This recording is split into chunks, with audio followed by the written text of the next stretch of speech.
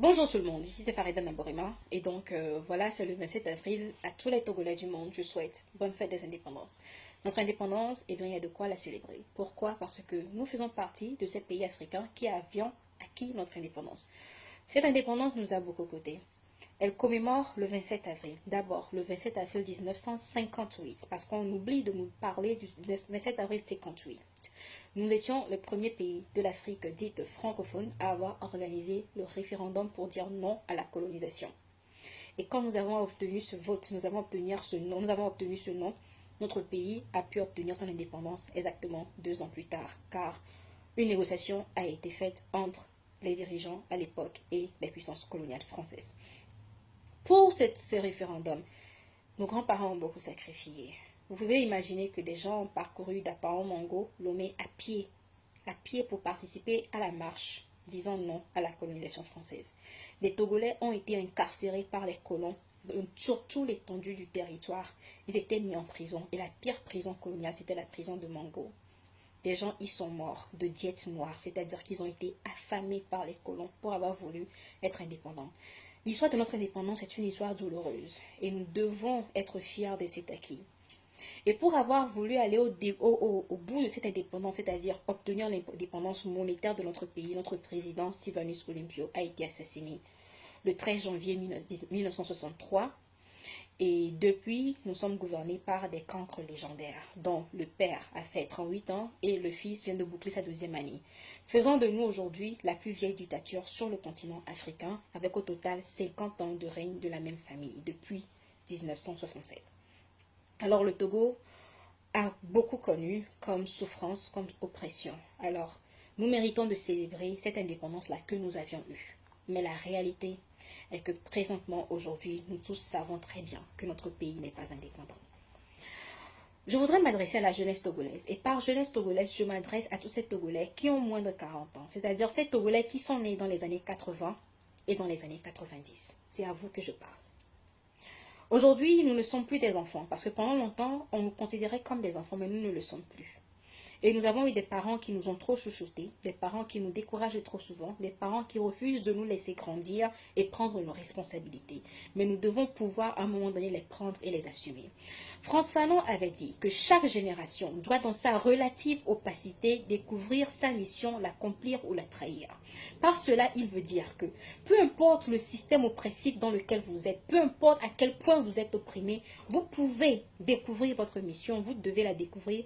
Vous devez l'accomplir ou la trahir. Malheureusement, nous Togolais, nous jeunes Togolais, connaissons très bien notre mission, mais nous refusons de l'accomplir. Nous choisissons de la trahir. Nous choisissons de baisser les bras. Nous choisissons de ne pas nous engager dans la lutte pour un Togo meilleur, avec tous les prétextes que nous donnent ça des fois nos parents. Et nous croisons les bras en espérant qu'un jour ça ira. Nous sommes en train de trahir notre mission. Quand on analyse les générations, les différentes générations du Togo, c'est-à-dire la génération de ceux qui ont combattu pour les indépendances, la génération de ceux qui ont résisté quand l'indépendance a été attaquée par les puissances coloniales, quand on regarde la réaction de ceux qui ont lutté durant la conférence nationale souveraine, chaque génération, jusqu'à la nôtre, a servi à quelque chose. Aujourd'hui, nous avons la possibilité au Togo de faire certaines choses qui n'étaient pas possibles il y a de cela 30 ans. Pourquoi? Parce que les Togolais se sont battus. Quand vous faites vos recherches et vous entendez parler du 5 octobre 1990, ce qui s'est passé au Togo, quand les jeunes Togolais se sont révoltés, avec des personnes qui ont été, centaines qui ont été tuées, les massacres de Ferro-Jardin, des milliers de Togolais qui ont été tués, des gens jetés dans la mer, la grève qui a duré pendant presque 3 ans, la grève générale, avec des centaines de milliers qui sont partis en exil, avec des gens qui sont restés au Togo, qui ont résisté, qui ont fait la prison, d'autres ont été liquidés tout simplement par les militaires. Les Togolais se sont battus. Il y a 20 ans, 30 ans, les Togolais se sont battus. Il y a 20 ans, 30 ans, avec eux, les Togolais s'étaient encore battus. Mais nous, les Togolais d'aujourd'hui, on sert à quoi?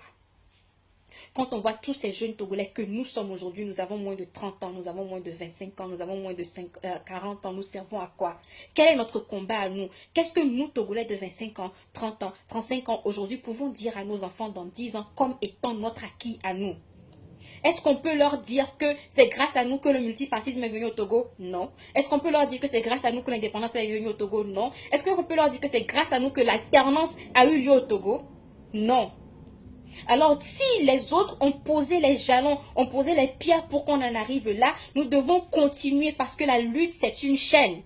Donc, si grâce à certains, on a eu l'indépendance, grâce à d'autres, on a eu le multipartisme, grâce à nous, le Togo doit avoir l'alternance.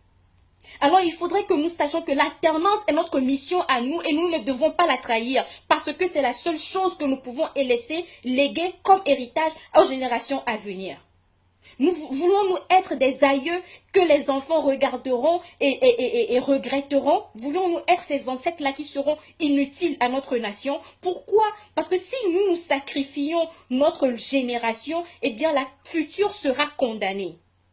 Car eux, ils se retrouveront à faire notre travail et ils se retrouveront avec 20, 30, 40 ans de retard. Les autres nations qui ont connu la dictature ensemble avec nous, aujourd'hui, nous les voyons qui sont toutes libres. Au Burkina Faso, Blaise Compaoré est venu à la fin des années 80, mais il est déjà parti. Mais au Togo, on est toujours là. Pourquoi? C'est la question que je nous pose. L'alternance togolaise viendra quand? Pourquoi est-ce que notre génération ne se permet-elle pas de mener ce combat pour accomplir sa mission à elle? Ce ne sont pas les moyens qui nous manquent. Que ce soit les moyens financiers, que ce soit les ressources humaines, que ce soit les ressources techniques, nous avons tout à notre disposition. Des gens ont lutté dans un Togo où il y avait à peine une photocopieuse dans un seul quartier. Les tracts, là, nos parents passaient des nuits à les rédiger. À la main, à rédiger la même chose, 100 copies, 200 copies, aller les distribuer la nuit pour réveiller les gens. Aujourd'hui, vous avez WhatsApp. C'est pour avoir des conneries. Nous envoyez tous les jours, tape Amen, envoie à 50 personnes. Et Dieu fera pour nous. Mais Dieu, c'est votre cousin, il est votre boy. Vous travaillez, Dieu travaille pour vous. Il n'est pas notre employé, c'est à nous de travailler pour Dieu. On ne fout rien. On utilise tous les atouts que nous avons aujourd'hui à ne rien foutre. Nos parents ont eu une ère où le téléphone dans un quartier, c'était un luxe. Les gens trouvaient les moyens de communiquer, de s'organiser, de lutter. Et ils ont résisté à l'une des pires dictatures sur ce continent. Et des gens ont été mis en prison, des gens ont été assassinés. Aujourd'hui, nous, on sert à quoi? On a peur de qui? De Faure Gnassingbé, quelqu'un qui somnole en plein jour partout où il va. Mais jeunes Togolais, nous laissons passer notre avenir. Nous laissons passer notre avenir. C'est maintenant que nous pouvons agir, pas quand nous aurons 50 ans aussi quand même. Quand Faure Gnassingbé prenait le pouvoir, j'avais 14 ans. Aujourd'hui, je suis dans la force active du travail. Et aujourd'hui, le Faure Gnassingbé est toujours au pouvoir. Et ça me ronge, ça me hante, ça me fait mal. Ça me dérange. Réveillons-nous. Quelle indépendance célébrez-vous? Vous me direz qu'il n'y a pas d'argent, mais vous, les mêmes Togolais, vous verrez, vous allez vous saper comme pas possible ce samedi pour aller fêter. Vous allez dépenser près de 500 $ sur votre accoutrement de merde pour vous présenter comme enfant du Togo pour célébrer les indépendances. Vous savez cotiser pour organiser les fêtes merveilleuses, grandioses. La bouffe, il y en a en gogo.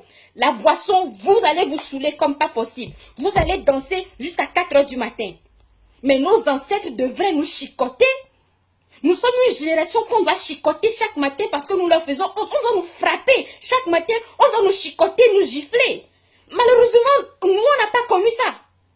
Si nous, les jeunes Togolais qui avons 20 ans aujourd'hui, on ne nous chicote pas au Togo, c'est parce que nos parents ont été chicotés. Et eux, pour avoir été chicotés, ils se sont battus pour que le Togo change, pour que nous puissions vivre mieux. Mais à ce rythme, nos enfants seront chicotés. Car on laisse Faure Gnassingbé s'asseoir paisiblement et détruire tous les acquis de liberté dans ce pays. Aujourd'hui, il peut fermer les radios comme il veut. Il fut un temps, évidemment, avec peur des médias. Faure Gnassingbé s'en fout des médias aujourd'hui. Aujourd'hui, il peut renvoyer des députés de l'Assemblée. Il fut un temps, évidemment, avec peur des députés. Aujourd'hui, Faure s'en fout des députés. Aujourd'hui, il peut mettre les ministres en prison. Il fut un temps, évidemment, avec peur des ministres. Mais Faure Gnassingbé s'en fout de ça.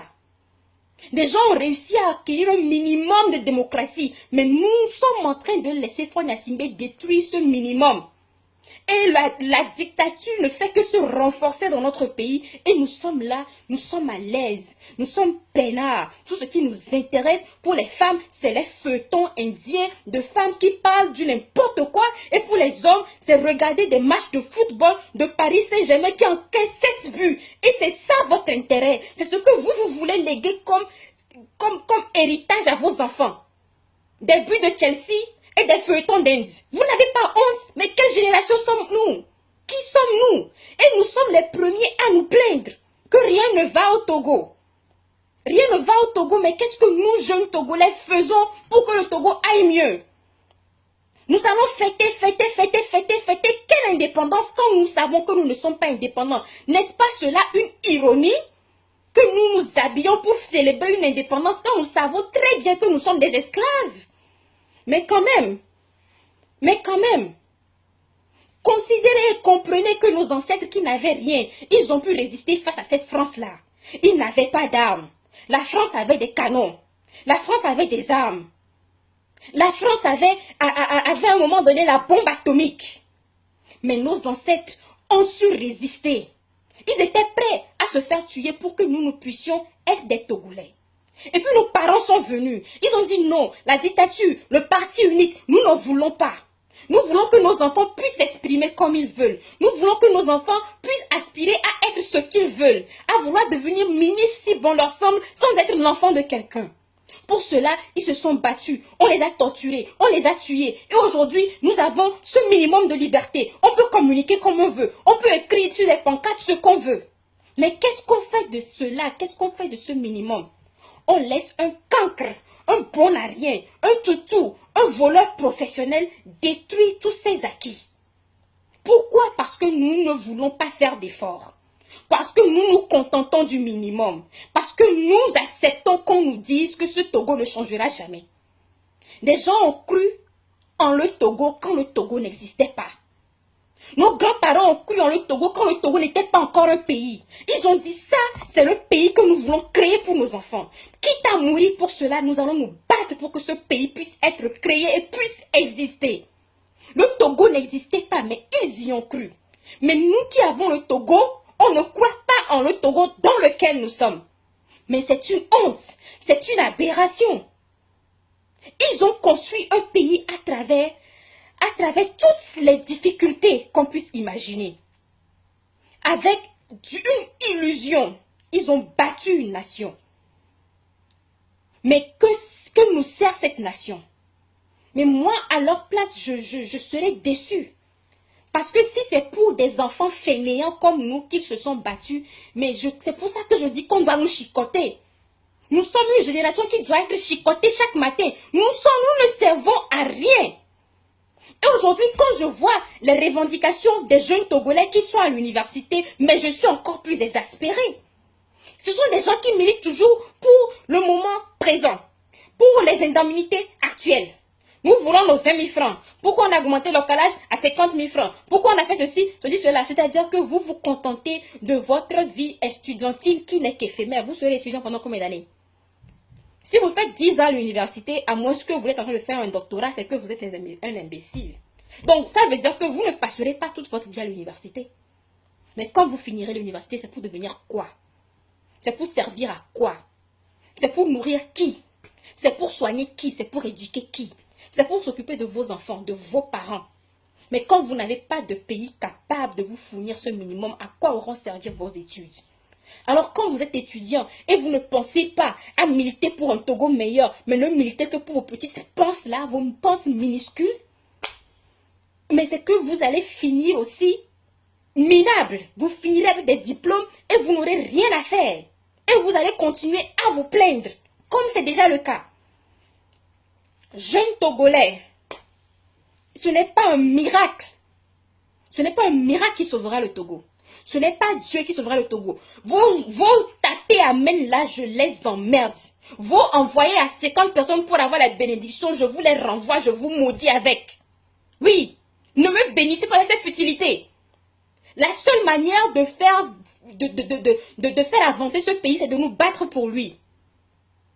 Nos ancêtres ont dit, Éternel bénisse le Togo et ses enfants les conducteurs. Mais nous ne sommes pas des enfants des conducteurs. Nous sommes des enfants qui sont conduits.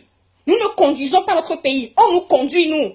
Mais quelle honte! Comment est-ce que l'Éternel peut bénir le Togo dont les enfants refusent d'être les conducteurs? Votre sort est déjà scellé par vos ancêtres. Ils ont exigé que vous soyez des conducteurs pour que l'Éternel vous bénisse. Tant que vous refuserez d'assumer votre responsabilité, l'Éternel ne vous bénira jamais. Vous pouvez taper vos Amen 500 000 fois et transférer ce message à 150 000 personnes. Vous resterez toujours maudits. Une génération maudite. Une génération qui refuse d'accomplir sa mission est une génération qui est maudite. Alors sortez de cette malédiction et commencez à agir pour un véritable Togo. C'est de cela qu'il est question. Ne fêtez pas une illusion. Ne célébrez pas une illusion. Commémorez certes, appréciez les efforts certes. Mais n'allez pas boire, chanter, danser comme si tout était parfait dans un monde de bisounours. Non. Le Togo va mal, vous le savez, je le sais. Eux-mêmes, ils le savent. Ce n'est pas Farida qui dit que le Togo va mal, vous le savez. Vous avez vu nos écoles, vous avez vu nos hôpitaux, vous avez vu la condition dans laquelle les gens vivent, l'eau que les gens boivent, l'électricité qui n'est pas accessible, même dans les coins qui sont supposés être modernes. C'est ce Togo-là que vous voulez léguer à vos enfants? Des enfants qui vont transporter, qui vont faire 5 km à pied pour aller chercher de l'eau dans un puits, dans un village? C'est ce que vous voulez léguer à vos enfants? Parce que à ce rythme, le Togo va de mal en pire. Et vos enfants qui ne le font pas aujourd'hui le feront demain. Non. C'est le 27 avril. Profitons de cet instant pour repenser notre engagement vis-à-vis de notre pays. Demandons-nous en tant que Togolais, en tant que Togolaises, qu'est-ce que nous faisons du jour le jour pour notre pays? Combien de temps concentrons-nous sur notre pays? Pour chaque 30 minutes que vous passez à regarder des futilités à la télé, passez 30 minutes à penser à changer votre pays, à changer votre communauté, à vous organiser, à mobiliser votre communauté. Pour chaque seconde que vous passez à regarder des futilités, à jouer au football, à faire du commérage et du chantage, sacrifiez la même seconde pour votre pays. Parce que ces choses éphémères ne sont pas ce qui vous définissent. Votre identité principale, où que vous ayez, vous êtes Togolais, vous êtes Africain. Mais avant d'être Africain, votre identité togolaise, avant de la valoir, avant de la faire valoir, il va falloir créer une nation que vous pourrez montrer du doigt avec fierté. Et je suis désolée, mais présentement le Togo n'est pas un pays, n'est pas une nation dont je suis fière. Et quand on me demande qu'est-ce qui te rend fière d'être togolaise, je suis peinée que ça me prenne au moins 1 minute avant de trouver une solution, une réponse à cette question qui devrait être spontanée. Je dois réfléchir sur ce qui me rend fière du Togo. Et ça, c'est aberrant. C'est gênant, c'est déplorable, c'est humiliant, c'est déshonorant. Donc, jeunes Togolais, l'alternance au Togo, là, c'est quand? Les Yadema, là, ils vont partir quand? Fonya Simbe, ils dégagent quand? Ma réponse, c'est maintenant. Si on s'y met, en plus de 2 plus 3, les 6 millions que nous sommes, nous ferons partir ces cancres avant 2020. Farida Nabourema.